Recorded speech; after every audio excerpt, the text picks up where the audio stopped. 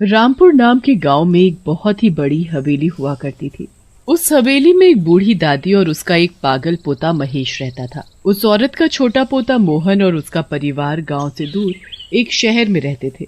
इतनी बड़ी हवेली में बस एक शांता नाम की औरत अकेली ही काम करती थी। एक दिन दादी को शांता की चीखने की आवाज आती है। दादी, दादी बचाओ, मुझे बचाओ। शांति की आवाज सुनकर बूढ़ी दादी जल्दी से भागकर ऊपर सीढ़ियां चढ़ने लगती है कि तभी अचानक उसका पैर मुड़ जाता है और वो लुढ़कती हुई नीचे आ गिरती है। बूढ़ी औरत की चीख की आवाज सुनकर शांता वहां भागती हुई आती है। दादी, दादी ये क्या हुआ आपको? ये आप कैसे गिर गई? शांता जल्दी से दादी को उनके कमरे में लेकर जाती है और डॉक्टर को फोन करती है। डॉक्टर आकर देखता है तो पता चलता है कि दादी को काफी गहरी मोच आई है।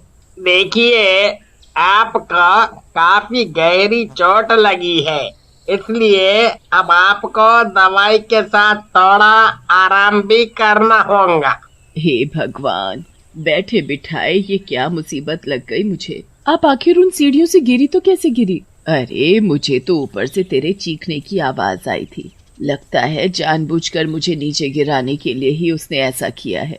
आपको ध्यान रखना चाहिए दादी, ये आजकल कुछ ज्यादा ही खतरनाक होती जा रही है। अब चाहे कुछ हो जाए आप ऊपर बिल्कुल मत जाना। दादी बिस्तर पर पड़ी पड़ी बहुत बोर हो रही थी कि अचानक तभी शहर से उसके छोटे बेटे का फोन आ जाता है। कैसी हो दादी? अरे बेटा क्या बताऊं, कल मैं सीढ़ियों से लुढ़क कर गिर गई थी तो पैर में काफी गहरी मोच आई है। क्या बात कर रही हो दादी? आपने इतनी बड़ी बात मुझसे क्यों छुपाई? मैं कल ही रीना और बच्चों को लेकर आपके पास आ रहा हूँ। तब तक आप अपना अच्छे से ध्यान रखना, ओके? अरे नहीं बेटा, उसकी कोई जरूरत नहीं है। तुम यहाँ मत आओ, यहाँ शांता है ना मेरा ध्यान रखने के लिए। मैं अब आपकी एक नहीं सुनूंगा, मैं कल आ रहा हूँ बस। मोहन की बात सुनकर तो दादी और परेशान हो जाती है, जैसे वो चाहती ही ना हो कि मोहन वहाँ आए। अरे दादी, ये आपने क्या कर दिया? आपको ये बात मोहन को नहीं बतानी थी। अब देखो, कल वो अपने परिवार के साथ आ रहा है, अब आप उसे ऊपर जाने से कैसे रोकेंगी? अब मेरे मुंह से निकल गया तो निकल गया, अब आने दे उसे। हम दोनों मिलकर सोच लेंगे कि क्या करना है, और वैसे भी वो 1-2 दिन में चला जाएगा, उसका काम धंधा भी तो है ना। अगली सुबह पूरा परिवार रामपुर के लिए निकल पड़ता है। कुछ ही घंटों में वो दादी के पास पहुंच जाते हैं। बच्चे तो इतनी बड़ी हवेली देखकर बस खेलने निकल जाते हैं।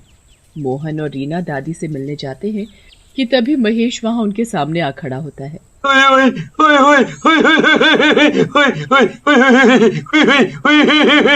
मेरी शादी है, देखो देखो मेहमान भी आने लगे। चाचा ताई, देखो देखो मेरी शादी में मेहमान आने लगे। तुम लोग मेरी दुल्हन से मिलकर जरूर आना। वो ना वो ऊपर ऊपर। हाँ ठीक है, अभी तुम अंदर जाओ, तुम्हें अभी अपनी दवाई भी लेनी है ना। चलो जाओ यहाँ से, कुछ भी बोलते रहते हो। शांता की बात सुनकर महेश उदास होकर अंदर चला जाता है। मनोज और रीना को महेश की यह हालत देख बड़ा झटका लगता है। ये महेश भैया को क्या हुआ? जब मैं कुछ साल पहले यहाँ आया था तब तो वो बिल्कुल ठीक थे, और ये क्या शादी शादी दुल्हन दुल्हन बोले जा रहे हैं? अरे आप अंदर चलो, आपको दादी सब बता देंगी। मनोज अंदर जाता है और दादी से मिलता है। उसके बाद वो महेश की हालत के बारे में दादी से पूछता है। बेटा अब मैं क्या बताऊं, एक दिन जब महेश छत पर खड़ा किसी की बारात जाते देख रहा था तो अचानक जाने कैसे उसका पैर फिसला और वो नीचे गिर गया। उसके सर में इतनी गहरी चोट लगी कि वो पागल ही हो गया। बस तभी से शादी और दुल्हन जैसी बातें करने लगा है। ये तो बहुत ही बुरा हुआ है महेश भैया के साथ, पर हम उनका शहर से अच्छा इलाज करवाएंगे तो देखना वो बिल्कुल ठीक हो जाएंगे। हाँ क्यों नहीं, ये तो अच्छी बात है। बातें करते करते काफी रात हो जाती है और फिर सबको नींद आने लगती है। शांता वहाँ आती है और उनको सोने को कहती है। हाँ ठीक है, मैं वही ऊपर वाले अपने फेवरेट कमरे में ही सोऊंगा। नहीं, ऊपर नहीं नीचे, वो ऊपर अभी सफाई नहीं हुई है ना, इसलिए। मनोज दादी की बात मान जाता है और नीचे के कमरे में ही सो जाता है। बच्चे भी उनके साथ वाले कमरे में सो जाते हैं। जब सब गहरी नींद में होते हैं और रात के करीब 12 बज रहे होते हैं, तभी अचानक रिंकू को किसी के रोने की आवाज आती है। रिंकू इधर उधर देखता है पर वहाँ तो कोई भी नहीं होता। उसके बाद वो आवाज को ध्यान से सुनने की कोशिश करता है। आवाज ऊपर से आ रही होती है। इसके ऊपर जरूर कोई दूसरा कमरा है जिसमें कोई रो रहा है। रिंकू ऊपर देख ही रहा होता है कि अचानक छत में से किसी चुड़ैल का हाथ निकलकर बाहर आ जाता है।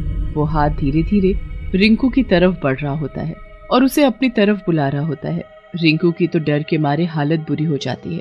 वो बड़ी मुश्किल से चिल्लाकर टीना को उठाता है और उसे वो चुड़ैल का हाथ दिखाता है, पर तब तक वो हाथ गायब हो चुका होता है। टीना को लगता है कि रिंकू उसे डराने के लिए ये सब कर रहा है, इसलिए वो इसकी बात को झूठ समझती है और वापस सो जाती है। रिंकू भी बेचारा डर कर सो जाता है और अगली सुबह उसे एक बुरा सपना समझकर भूल जाता है। पर अगली रात भी रिंकू के साथ वही होता है। वो हाथ छत से निकलकर बाहर आ जाता है और रिंकू को अपनी तरफ बुलाने लगता है।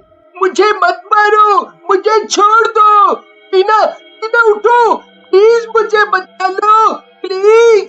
रिंकू डर के मारे पीछे ही चलता रहता है और उसका पैर वहाँ पड़े कंचों पर पड़ता है और वो बड़ी बुरी तरह फिसलता है। रिंकू का सर फर्श पर लगने ही वाला होता है कि उस चुड़ैल का हाथ रिंकू को पकड़ लेता है और रिंकू को चोट से बचा लेता है। उसके बाद वो हाथ वापस रिंकू को अपनी तरफ बुलाने लगता है।